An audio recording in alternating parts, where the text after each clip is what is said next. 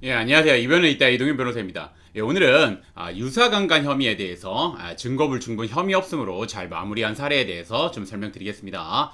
예, 저 같은 경우는 대한변협에 형사 전문 변호사로 등록되어 있고 형사사건 중에서 성범죄 사건, 마약 사건, 교통 사건을 주로 다루고 있습니다. 특히 성범죄 관련해 가지고는 여러 기관이나 기구의 자문이나 고문 역할을 하고 있고 굉장히 많은 사건 진행해서 좋은 결과 도출했습니다. 그리고 현재 굉장히 많은 사건 진행해서 이제 결과들이 조금씩 나오고 있는데 지난주에도 한 무혐의가 두세 개 정도 나왔고 이번 주에도 강간이랑 유사강간에 대해서 무혐의가 나온 사례가 있습니다.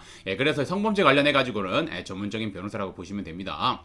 그럼 보시면 불송치 결정서 보이시죠? 유사강간 제명, 주문은 피의자는 증거가 불충분해 혐의 없다. 사건의 개요 한번 보도록 하겠습니다. A씨는 고등학교 동창인 B양을 만나 B양과 함께 술을 마시게 되었습니다. A씨는 B양과 술을 마시며 B양에게 호감을 표시하였으며 B양 역시 이에 호응하였습니다. 이후 A씨는 B양과 함께 노래방을 간 뒤 노래를 부르다가 B양이 갑자기 A씨에게 키스를 하자 B양과 서로 키스를 하면서 B양의 가슴 등을 만지게 되었습니다. 그러던 중 A씨는 술 기운에 토가 나올 것 같자 B양과의 스킨십을 그만둔 뒤 노래방을 나와 서로의 집으로 가게 됐습니다. 이후 B양은 A씨가 여자친구가 있다는 사실을 알게 되자 A씨를 유사강간 혐의로 갑자기 고소를 한 겁니다. A씨의 위기 한번 보도록 하겠습니다. A씨는 이 사건 당시 B양의 음부에 강제로 손가락을 넣는 행위를 하지 않았기에 유사강간 혐의를 받고 있는 것이 너무나도 억울하였습니다. 그러나 B양은 진단서, 엄벌탄원서 등을 제출하였으며 수사기관은 B양의 진술에 더욱 무게를 두고 조사하고 있어 A씨에게 매우 불리한 상황이었습니다. 이에 A씨는 어떻게 대응해야 될지 고민하다가 이제 성범죄 전문 변호사인 저를 찾아오셨습니다. 그럼 이제 어떻게 증거불충분 혐의 없음으로 마무리됐는지 한번 보도록 하겠습니다. 저는 우선 A씨와 함께 사실관계를 정리한 뒤 수사기관에 출석하여 A씨가 당시 상황을 구체적이고 일관되게 진술할 수 있도록 옆에서 도움을 드렸습니다.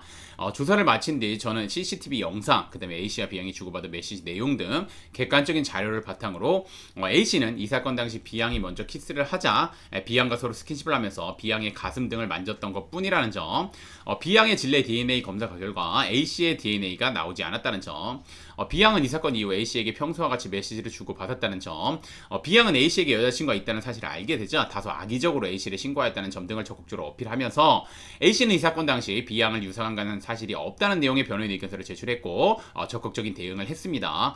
결국 이러한 주장을 받아들여가지고 경찰은 A씨에게 증거불충분 혐의 없음 불송치 결정을 하였습니다.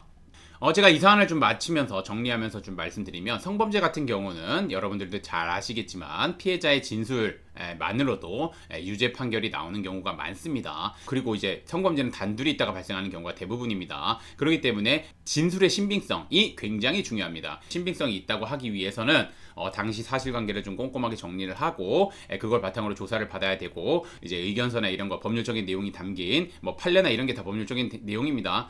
저한테 이제 문의를 하시는 분들이 있습니다. 판례도 들어가나요? 이렇게 하시는데 당연히 판례랑 조문 이런 거를 다 들어가서 이제 의견서를 쓰는 게 법률적인 내용을 담긴 의견서를 작성하는 겁니다. 그래서 그런 의견서를 작성해서 제출해야지 본 사안과 같이 혐의 없음 증거불충분이 나오게 되는 겁니다.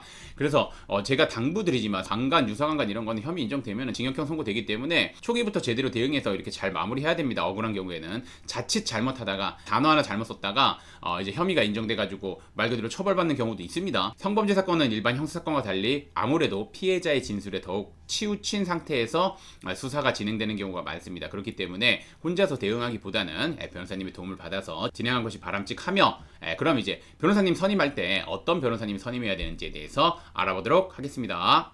관련해가지고 변호사를 선임하실 때는 성범죄 관련 전문 변호사님, 그리고 이제 대한변협에 등록되어 있는 형사 전문 변호사님, 그리고 성범죄 사건을 많이 다뤄보고 그 다뤄본 결과에서 많은 좋은 결과를 도출해낸 변호사님을 선임하시는 게 맞습니다. 그리고 무엇보다 중요한 건 변호사님이 직접 의뢰인분과 소통을 하고 상담하신 변호사님이랑 사건을 담당하시는 변호사님이 동일한 변호사님을 선임하시는 게 맞습니다.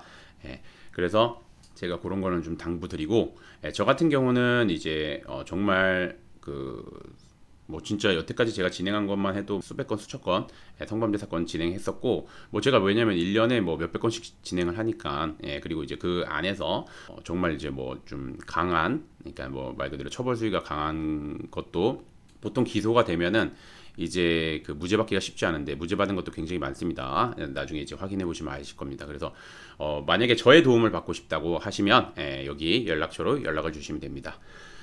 오늘의 주제는 여기까지 마치겠고 저는 이변은 있다의 이동현 변호사였습니다. 감사합니다.